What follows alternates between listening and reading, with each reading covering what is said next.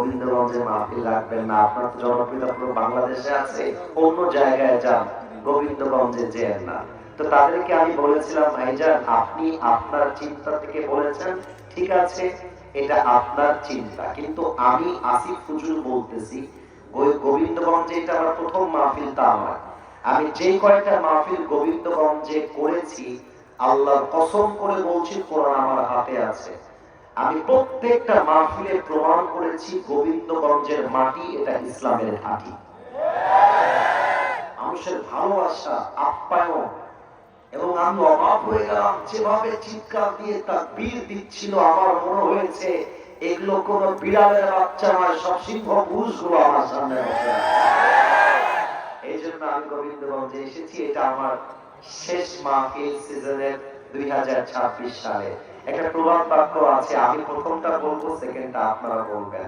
শেষ ভালো যা, এই আপনারা আমার বন্ধুরা কথা আসতে বললেন কেন? শেষ ভালো যা। আজকে আমরা পুরো বাংলাদেশে একটা ইতিহাস তৈরি করতে চাই, এবং এমন কিছু কথা আজকের মাহফিলে বলতে চাই যে কথা নাস্তিকদের মনের মধ্যে জ্বালা পড়া শুরু করে দিবে। আজকে এমন কিছু কথা মাহফিলে বলতে চাই যে কথার দ্বারা আমাদের দাবি একটা হবে, আগামীর পার্লামেন্ট চলবে আল্লাহর কোরআনের সংবিধানে। আপনারা সবাই কি আমার সাথে আলোচনায় দ্বিমত না একমত?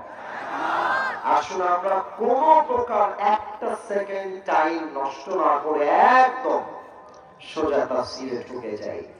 আমি কিন্তু প্রশ্ন করি মাহফিলে সবাইকে, এই জন্য জবাব যেন কেউ আসতে না দেয়, এটা আমার হাম্বল রিকোয়েস্ট, বিনয়ের সঙ্গে আবদার রাখলাম।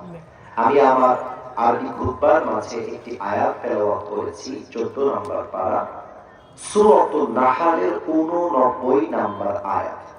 আপনারা জাস্ট আয়াত নাম্বারটা বলবেন, বাকিটা আমার দায়িত্ব। আয়াত নাম্বার 89, গাইবান্ধাবাসী আয়াত নাম্বার কত?